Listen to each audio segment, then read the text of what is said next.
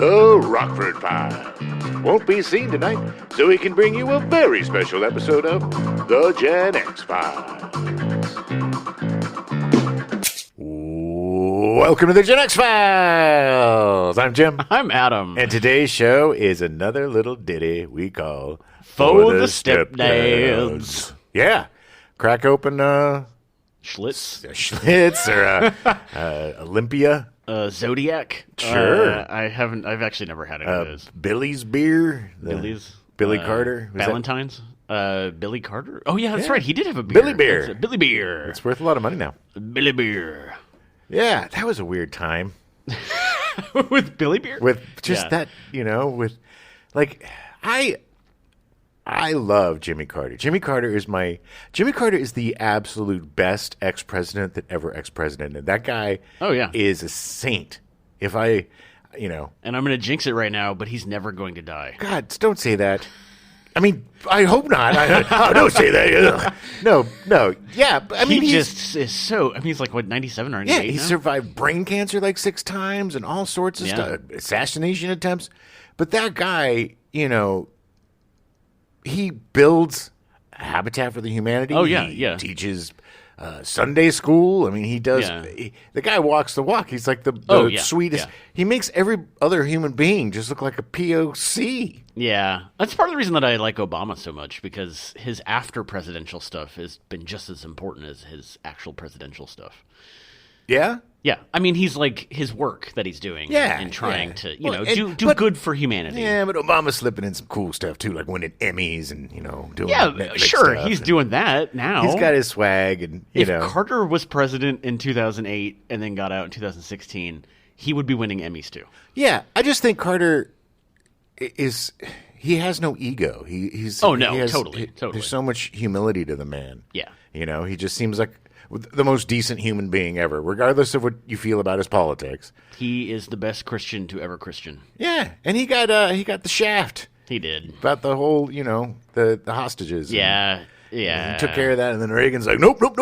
I won't take credit. Well, I'll tell you. Talk about the opposite. Anyway. All right, anyway. Let's get out of the arena. So let's just talk a minute about, the month's shows.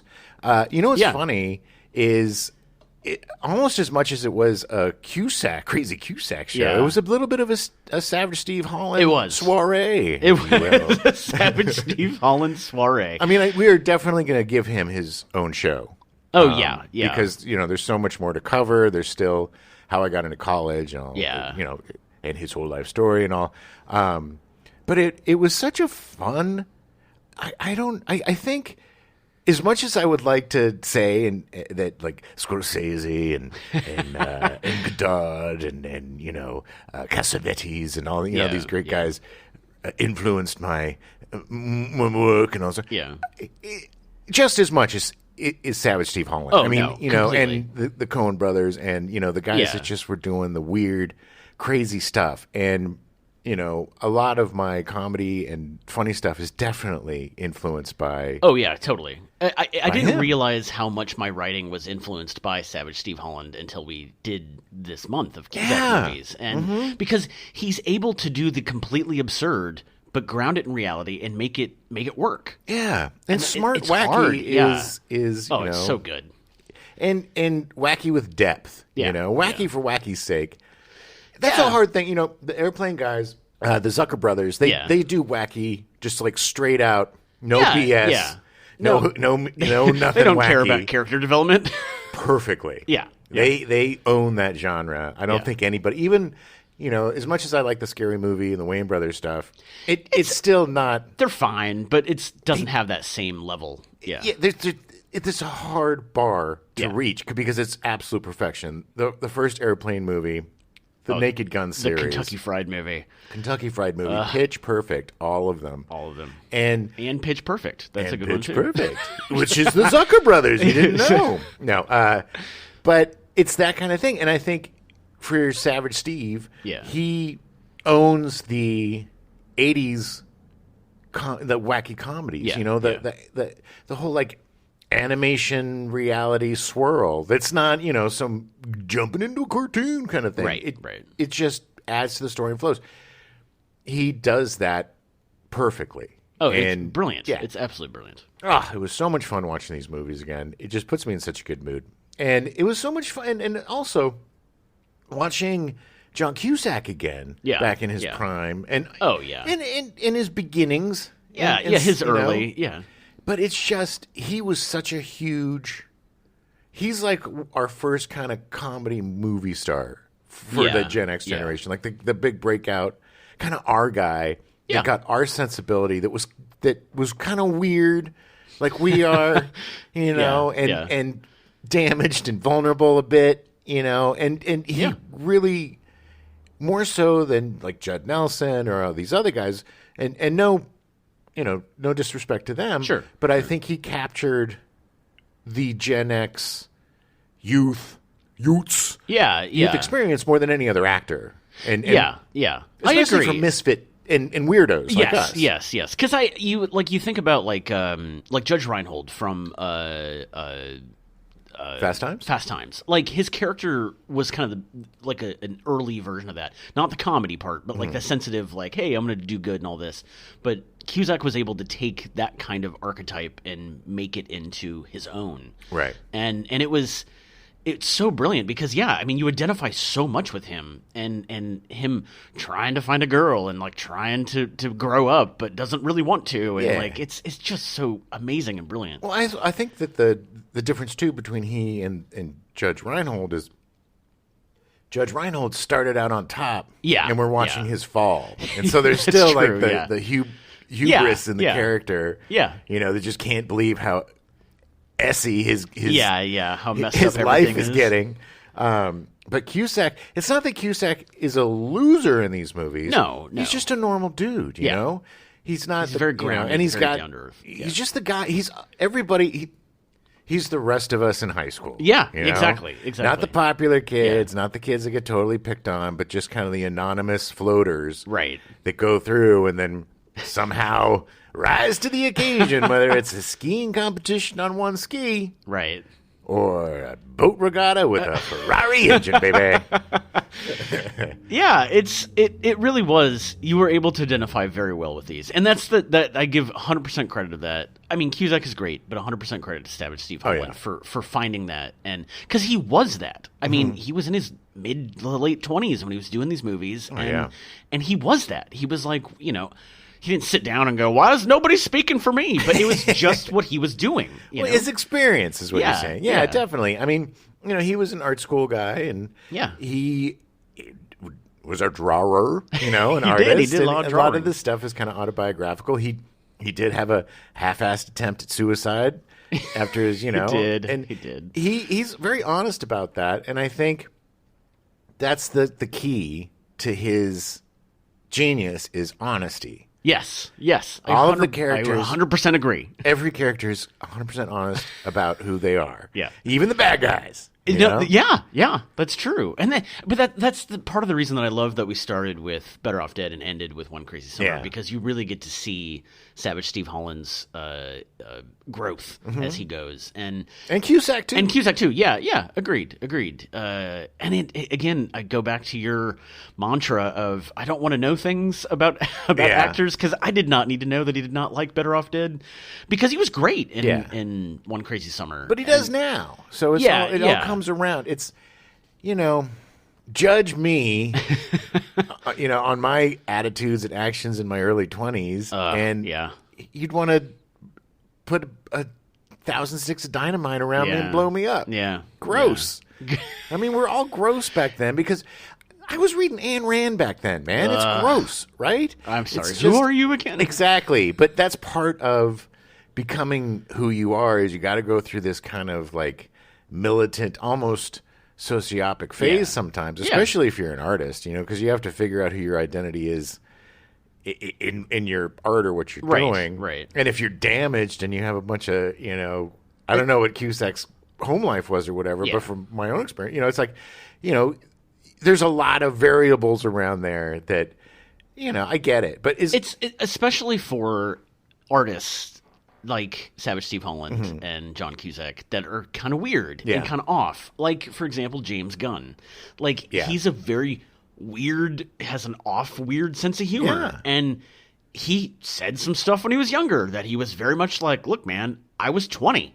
I've grown past that, and like I've become a better person. Yeah, it's just the thing that bums me out is I think if there wasn't that issue, we would have seen more collaboration. I agree between the two of those guys, and that is the sadness. That's the shame of it all. I would have liked to have seen Cusack and Savage Steve Holland growing together and like making movies for guys, and they're like, oh, they're in their 20s now and they're in their 30s, and like kind of going back to that, like, hey, this is what it's like to be me as a person. It's so sad that he can't get the rights because one epic fall made now using the same actors would be like for Netflix or Hulu or something. You don't even have to release it in the theater, but it would be huge for guys and like us. It would be great. And given the fact that they're all, not that they're close, but that they all still get along really well, and like they're still very collaborative and they're very funny.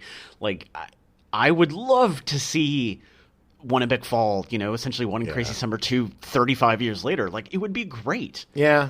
Yeah. And I think, that kind of, I mean, I love like the Judd Apatow stuff, and I love the gross out, and I love the edgy stuff. But it would be fun also to see just another kind of sweet, funny comedy that's got a little bit of edge, but it's not dark or edgy. You know what I mean? Well, that's the thing, and this is from what I know about Savage Steve Holland, is his movies have heart, and it sounds cheesy, and I hate saying it that way, but it's true. It's that one thing that's there that like Judd Apatow, I don't really think has. No, he has heart. That's what makes his movies work for me as well. I mean, it's down. I mean, come on, like 40-Year-Old Virgin. It was about the friendships. 40-Year-Old Virgin. Yes, and Knocked Up. Was. Yeah. I don't know. I don't know. I just don't see it the same way that I see it from Savage Steve Holland. Yeah, yes. I just think it was really fun to revisit all that stuff. And totally. And like I said,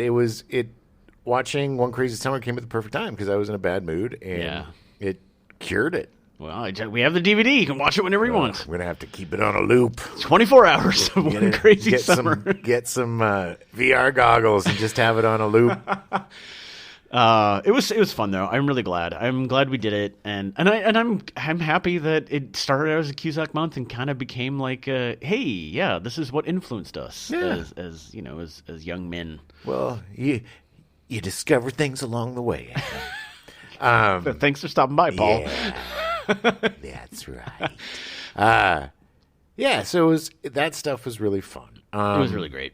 What are you watching? I just finished the second season of Primal. I cannot stress enough how much, if you like animation at all, I cannot stress enough how much you need to watch Genndy Tartakovsky's Primal. Nice. It is done so well. The second season just ended a couple weeks ago. I don't think they're going to do any more. No. I mean, maybe, but that 20 episodes is such a perfect story, and it's so good, and there's almost no dialogue through the entire thing. It is done so well. The animation is so good. Nice. I cannot stress enough how amazing it is. Okay. So check it out. Thumbs down from Adam. It's on HBO Max. So if you have HBO Max, have access to it, please check it out. Awesome. I saw I think I watched a few episodes of it a while ago. I really dug it, but for some reason it got thrown. But I'll go back now that it's done. I'll go back and watch the rest. It was one of those things. It's the first thing in a long time that really grabbed me, and it was like, I have to sit down and watch this. And nice. I thought when I watched the first season, I thought it was a show from like 2010 or 2012, and didn't realize that it was only from a few years ago, and that they were in the middle of doing a second season. Oh wow! And so it was a nice surprise, and it's just so good, and it breaks new ground to me, and like I highly recommend it, and it's amazing. Okay. What have you been watching? Nothing. All right. Just the grass grow, the paint dry. We did both finally watch Thor: Love and Thunder. Yes. Oh man, I was bummed. I was disappointed. I got to be honest with you. Let's just say straight up, there's gonna be some spoilers. So if you haven't, I don't want to dance around the issues. So if you haven't seen it, zip forward or whatever. But man, I really had a problem. I thought it was really kind of, and I love Taika Waititi, and I loved the last Thor movie that he did? Ragnarok. Ragnarok. Was that it? Wasn't it called Ragnarok? Wasn't this one called Ragnarok? No, this was Love and Thunder. Oh, Love and Thunder. Yes, right. I get them all mixed up. Anyway, the one with the Hulk where he goes to Ragnarok. Yeah. That was one of my favorite Marvel movies ever. And I love it. Was done so well. Yes. It was written so well. And Our Flag Means Death and What We Do in the Shadows. What We Do in the Shadows. Reservation Dogs. Everything he does, I'm a fan of. Yeah. And so it was just, look, everybody, who knows what happened? Everybody gets a misstep or whatever. This is, but don't give me cancer in my Marvel movies. There's enough of that in real life. And it's kind of like the mental illness issue I had with Moon Knight. Yeah. It's not courageous or groundbreaking to do that stuff in a silly Marvel thing. It's almost kind of disrespectful to people who've gone through it or deal with it. In a way, I'm not trying to you know what I mean? It's just, it's not, it doesn't work, is what I'm saying. For me, at least. No. It doesn't work to bring those real world issues into guys with tights and, lightning hammers, Yeah. It was weird. The whole concept, the whole conceit of the movie was just weird. And it's just, they didn't seem to know what to do with poor Natalie Portman. Her character was all over the place. When I first started watching, Phoebe and I sat down and we started watching it. And when Natalie Portman showed up, they started talking about her. She was like, I thought she was dead. I was like, no, they just literally never tied it up. She just didn't. She was in the movies and then she went away and that was it. And I understand that they were trying to figure out a way to tie up that relationship storyline and all that. And that's fine. It's by killing her. Yeah. But the way they did it, it just seemed so off. It seemed so not right. It was not organic. It was very much like, and then it seemed like a bunch of solutions to problems that you didn't need. Yeah. Yes. And it made the movie bloaty, and it just I get it to me it's just kind of a failed experiment. I get when you're doing these movies, these guys that are auteurs or more on the arty side of directing or more they want to kind of give their own stamp on it, but you also have to work within that universe. And within the parameters of that thing. And if you go too much over one side or the other, it sticks out and it just doesn't work. Yeah. I felt like he was trying to do service to every character in that Thor world. But by doing that, he stretched himself really thin and didn't do service to any of them. Agreed. Good. Wait, that was very good, Adam. Thank you. And also, come on, Liam. Yeah. Just relax on the gym for a second. You're not the Hulk, baby. Yeah. I don't know. Did somebody call him puny or something? What's going on? Is this like a Australian bet or something? I don't. Just come on. You don't need to be that big. It's distracting, and it doesn't add. Yeah, it was just so weird. Like even the fact that they brought back Liam's brother to play those characters that were in Ragnarok and Matt Damon and it was like all this stuff. It was like they looked at Ragnarok and go, "Hey, this all worked. Let's do it again." Yeah, and let's do it longer and less subtly. There was when they introduced Valkyrie in Ragnarok, there was more character development in the first 20 seconds of her character where she steps off the ship and then passes out and drops off the ship than there was in the entirety of Love and Thunder. They didn't know what to do with her either. My favorite part of the movie was that last shot with the rock guy that he plays. Korg. Korg. Holding hands with the guy with the mustache. It was just beautiful and awesome. And but I wanted to love it. That's the problem. I want to like things. I don't look at things to be like, okay, I'm going to pick that part out. I'm going to pick it apart. I'm going to pick it because I'm bitter. I want to love stuff. And it's just it bums me out when I don't. And like I said, is it the worst movie ever? Is it the worst Marvel movie ever? No. But I think it might be his worst movie. I definitely think it's his weakest of all the stuff he's done. Yeah. And that's still saying it's not bad. Yes. It's just that. But you expect more. I expect more from him. I expect more from the Coen brothers. I expect more from Martin Scorsese. You know, there's certain people that I expect more from. Right. You know? Right. It was interesting because it seemed like on paper every element of it should have worked.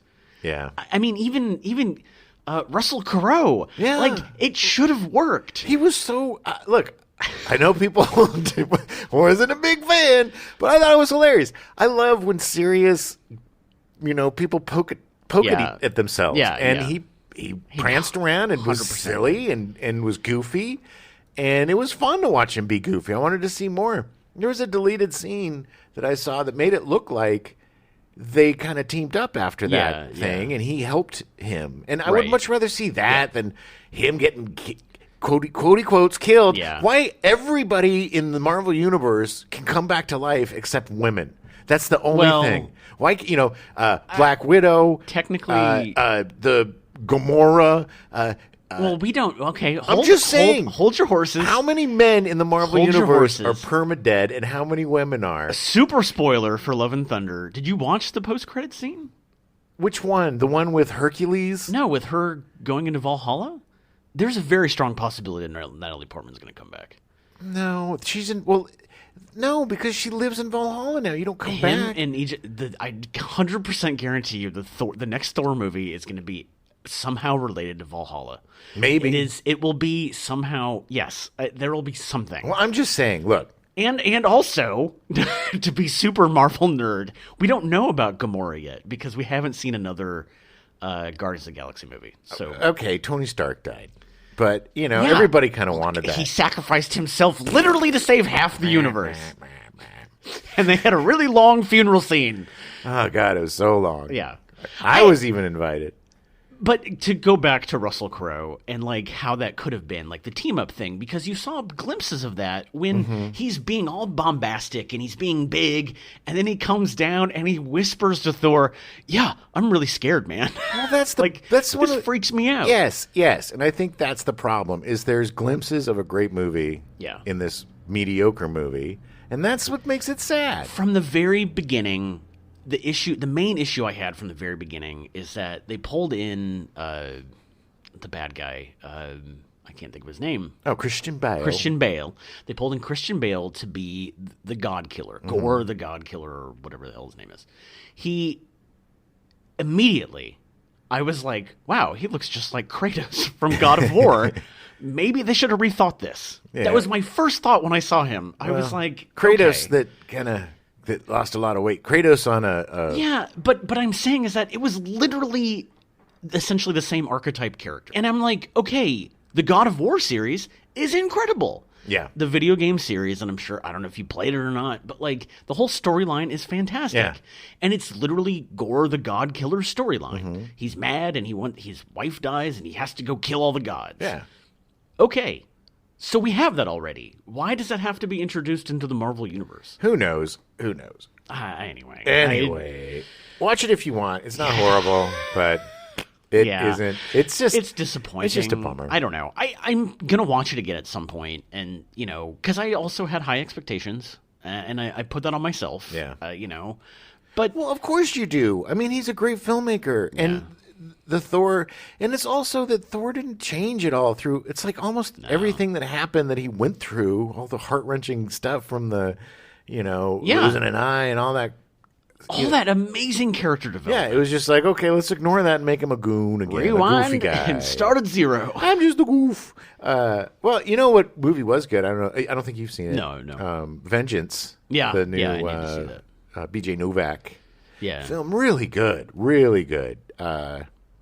Just a very interesting, thoughtful New York meets West Texas situation. Okay. That's not overly simplistic or also not overly like, we're all best. You know what I mean? It hits that sweet spot between, gratuitous and nothing. You know what I mean? It's just like he nailed it. And also, I'm working really, really hard to never use the term 100% ever again. We each used it once so far in this episode, and we're not going to cut it out. I'm going to cut it out. Yeah, I mean, the 100% scene that he wrote is genius.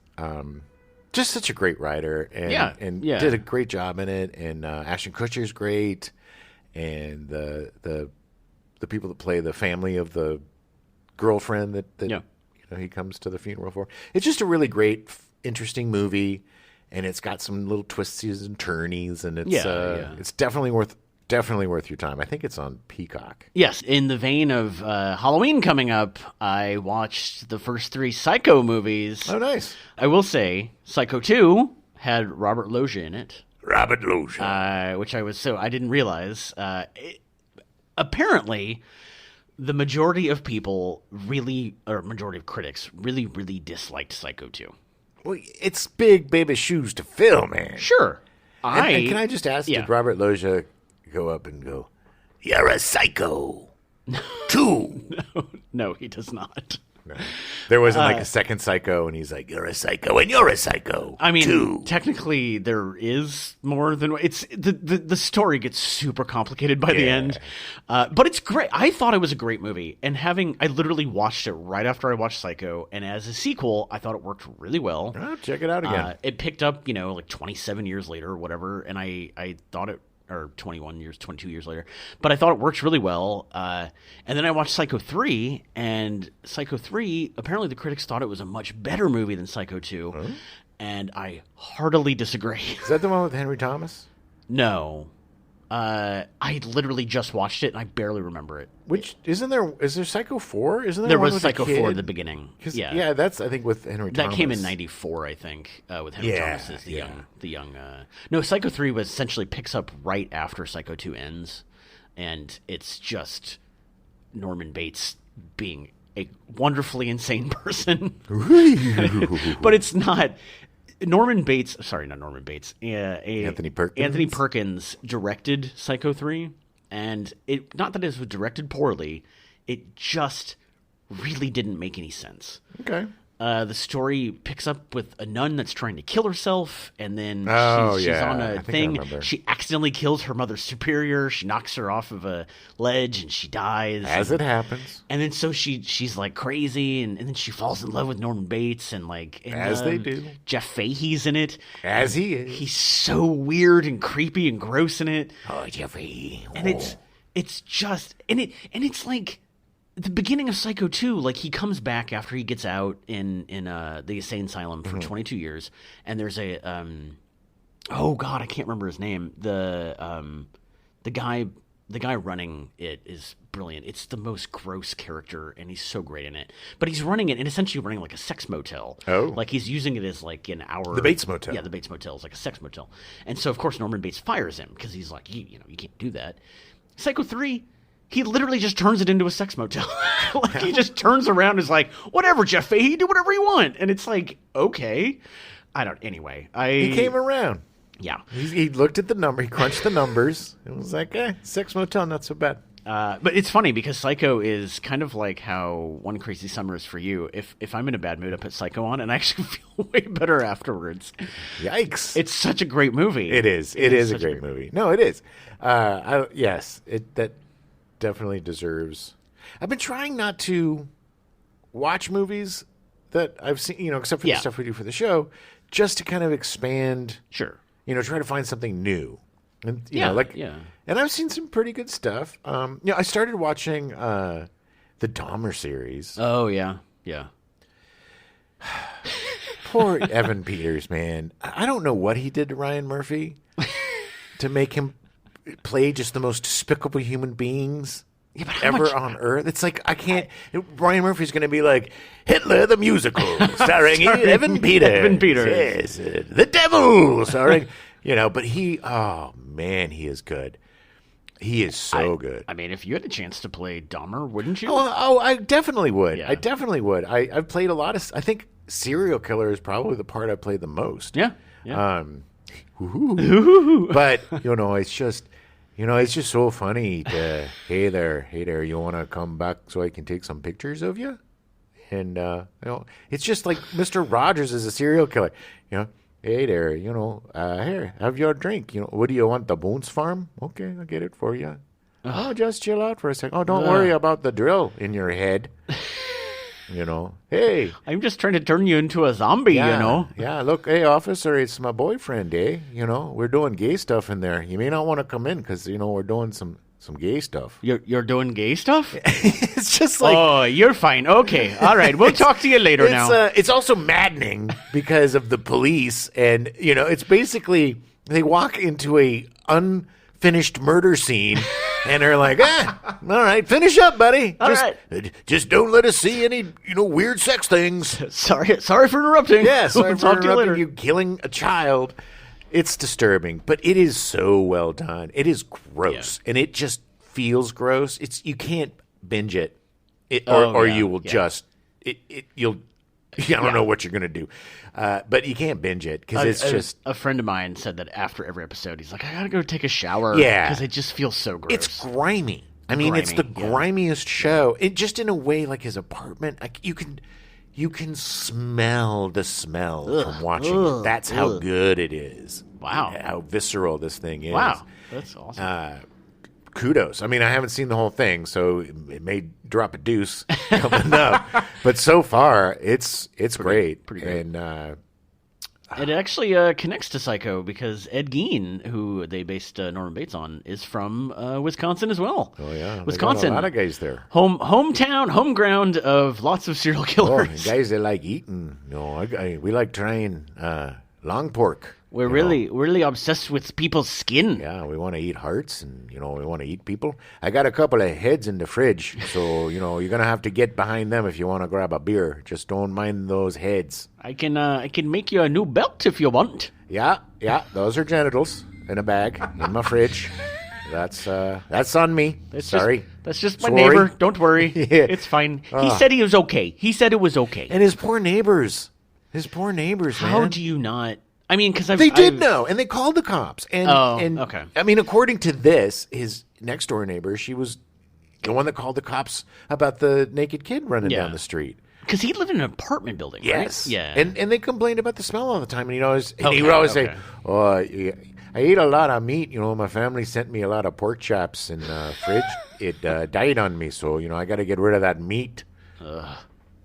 It's a very distinct smell. And it's really obvious. They dropped the ball big time. The cops were not good at their jobs. No, but he's just the most mellow serial. It's just he's so bland. It shows how you can talk your way out of anything if you're just a really boring white guy. And his apparently feel-good movie, his Psycho for you and One Crazy Summer for me, was Exorcist 3. Oh, my God. Yes. What? That's what he would make his...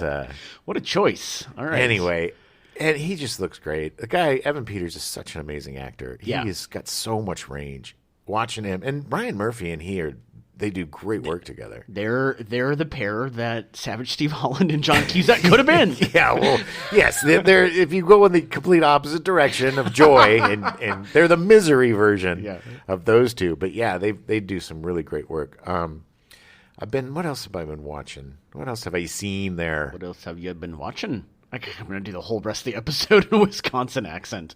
Oh. So we finally got through Moon Knight. Yes. Which I don't want to spend a lot of time talking about it. I didn't like it. We already talked about it too much. Yeah. It was a big misseroo for me. It didn't work. It didn't work. Yeah. Did not like it. But it freed us up to finally get on to the Ms. Marvel wagon. Oh, yes. Oh, my God. I love that show. It reminds me of a Savage Steve Holland movie. It's just got like the animation and the joy. And the lead actor, she is a marvel. Hey. No pun intended. I see what you did there. Yeah, I didn't even mean to do that. I just have brain damage. No, but she is so good. Everybody in the Everybody's great. The Her mother, mom, the dad, the dad, the brother, the dad. It's just so fun. It's like it's after the dirge that was Moon Knight, after the soulless sludge.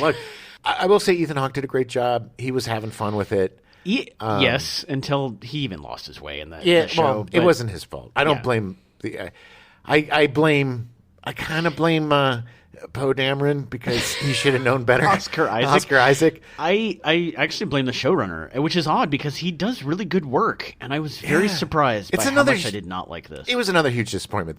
Let's not besmirch Miss Marvel's joy with talking more about that gross. But we're almost. I mean, we've been flying through that. We're probably going to finish it today. We're on the last episode, and then we get to go into She-Hulk, which I'm really excited for. So excited about She-Hulk. But Ms. Marvel, man, if you haven't seen it, that is so good, so much fun. It's got that Spider-Man vibe. Yeah. Just the Buffy vibe. It's just got that fun high school. And it's also just really good at showing, hey, we're all just human beings. Yeah, it built the world very well, and it just lives in it, and it's there. It's like I mean, the fact that I learned about the partition, which I had no idea between India and Pakistan. Like I had no idea about that. Like I knew there was something, but I didn't know any details. And this show does that so well without being like, I'm teaching you something. Well, it really respects the culture, and it really respects Pakistan, and it really respects, without glorifying it or deifying it. I think that's to contrast to the other show, Moon Knight.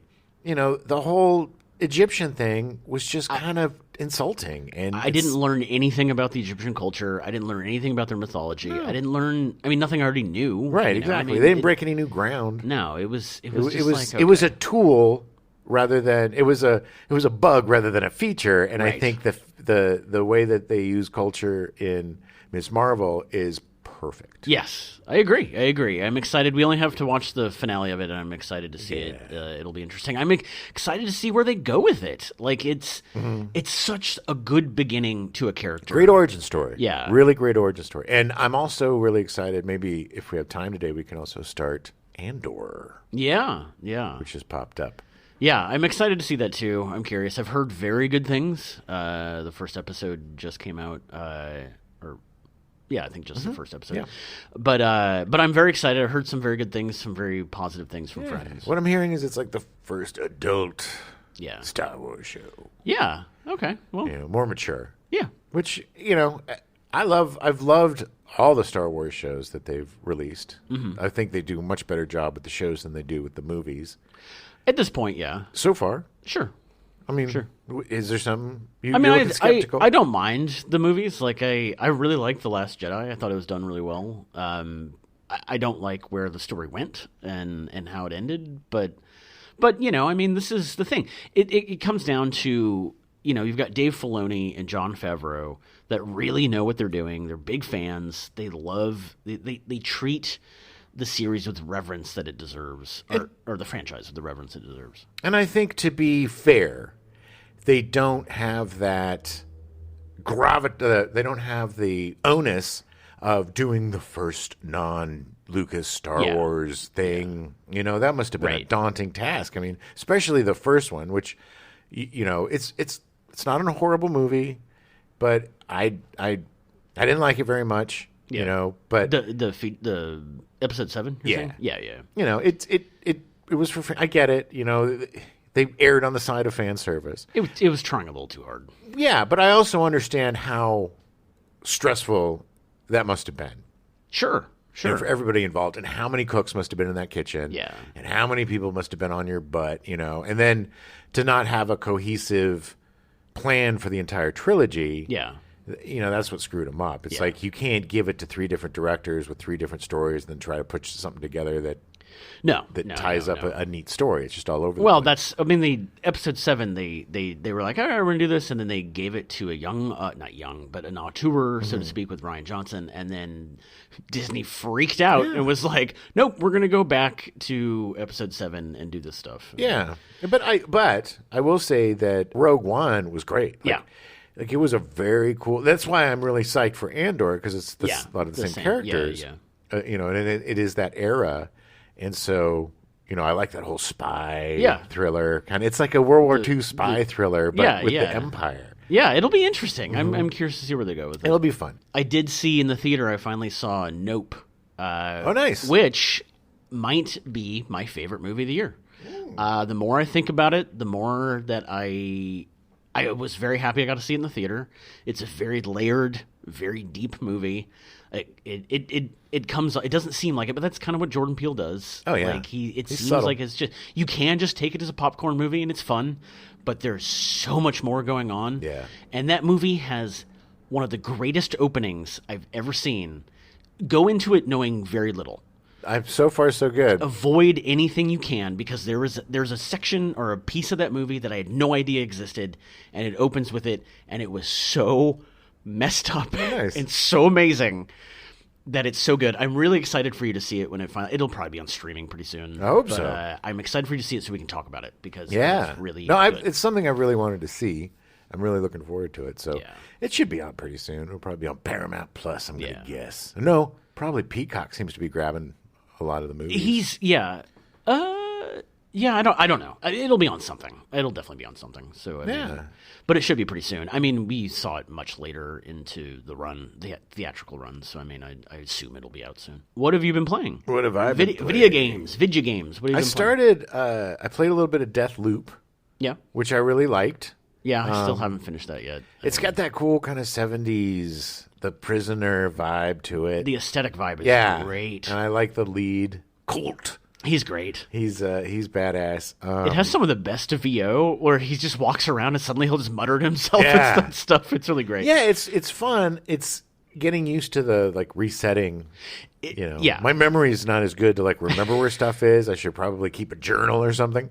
But that was really fun. And then I've almost finished Red Dead Redemption.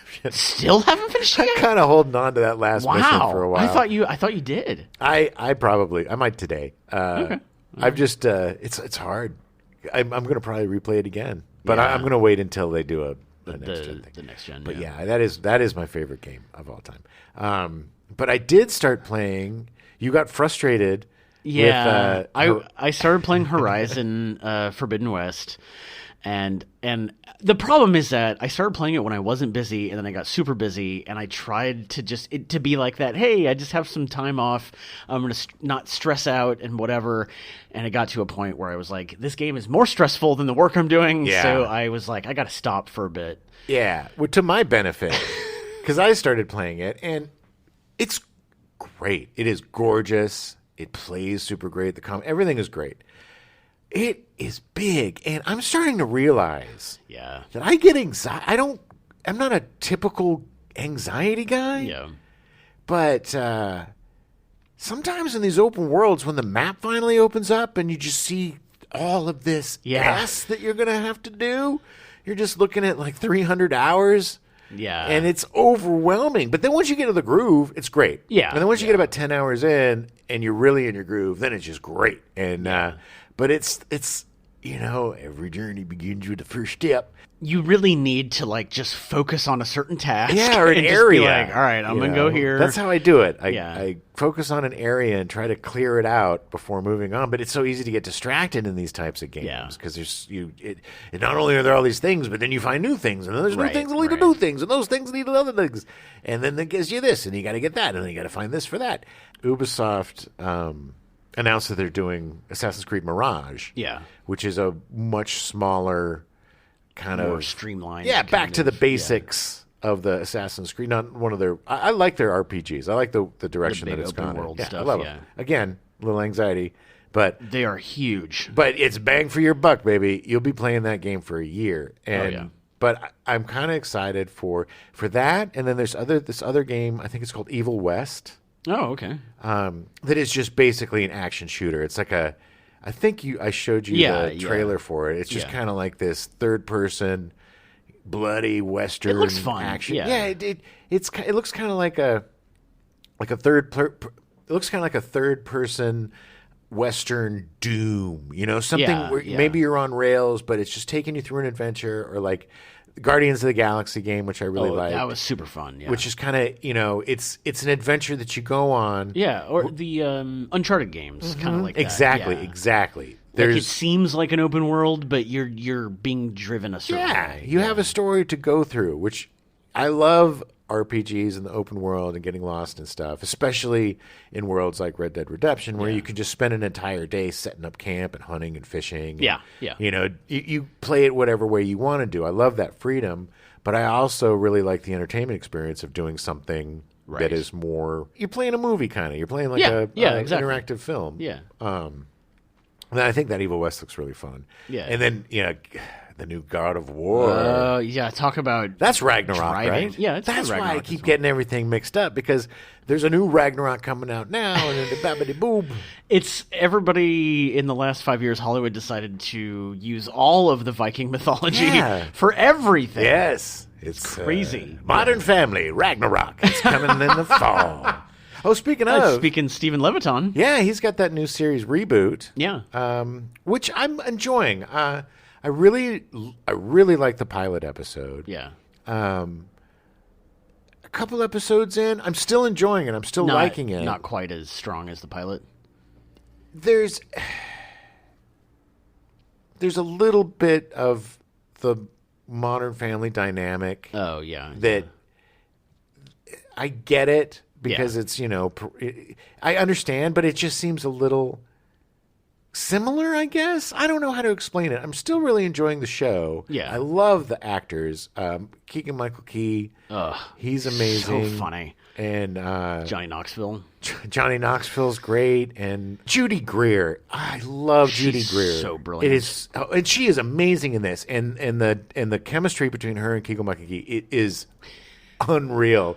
It's great. Look, I'm really enjoying it. The kid that plays the kid, it's got this really cool dynamic of, it was a 90s show. Yeah. And this person wants to reboot it, like an edgy version of it, for Hulu, and it's on Hulu. The goofiest thing I saw, I got to rib Keegan-Michael Key for just a second. I saw an interview with him, and they were talking about it. And he was like, "Ed, it's a show about a reboot on Hulu, and it's on Hulu." And the way he said it was so cheesy. I was like, "Is this a bit?" Yeah, it probably was. I hope so. No, I love him so much. It was just everybody in it is great. Paul Reiser, I'm starting to dig him again. Yeah, but some of my Paul Reiser, I think it's residual kind of angriness. Yeah, but I think it's because of his character. It's not his fault. He's really good.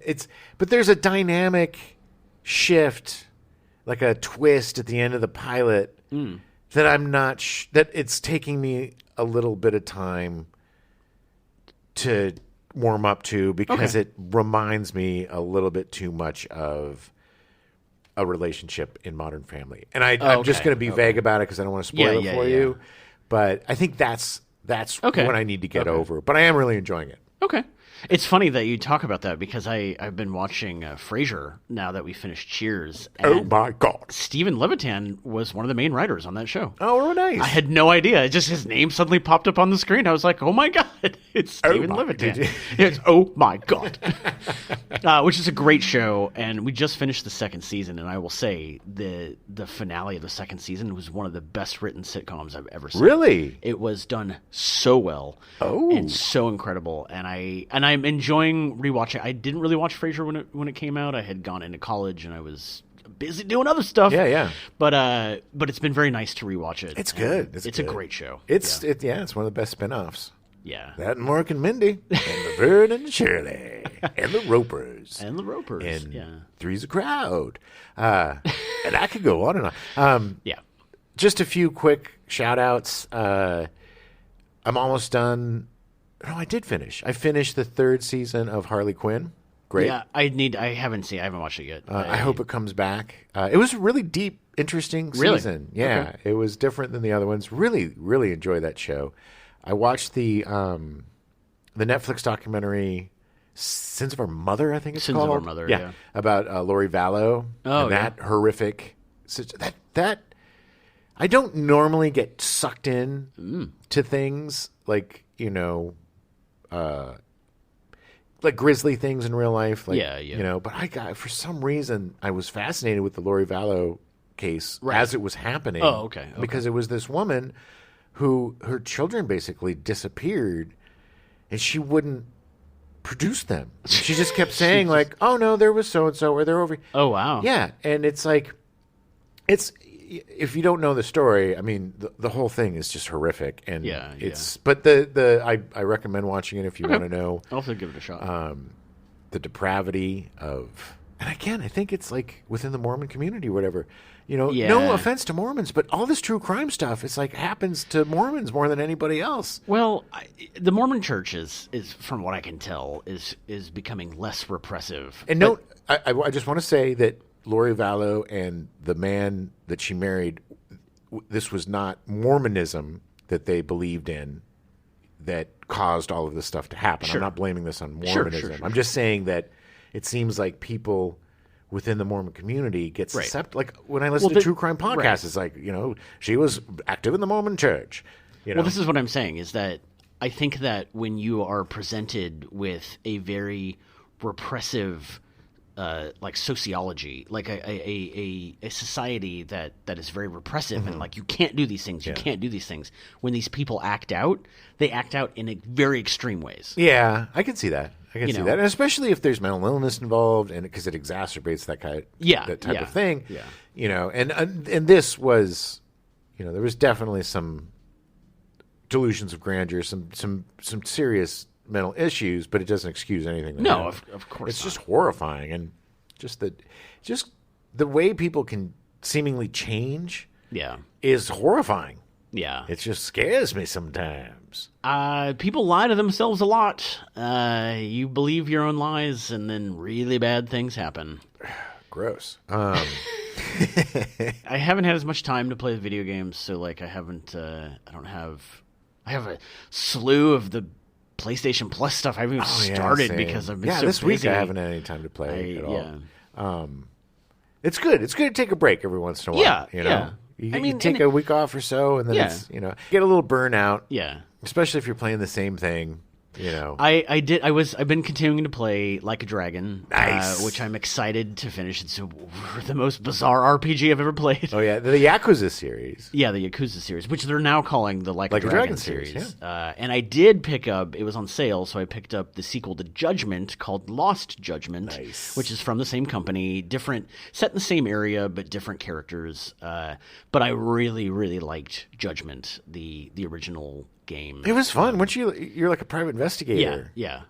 It's interesting. So I'm really curious to see how Lost Judgment was made for the next gen. So I'm really curious to see how that looks. I need to finish Judgment. You're really good at finishing games. You're really good about finishing stuff. I have a pile of sadness that's just like, I just don't know why. I don't know. I think there's just too many games, and then something, it's like bright and shiny, comes and grabs your attention, and then I just automatically go back to Red Dead Redemption.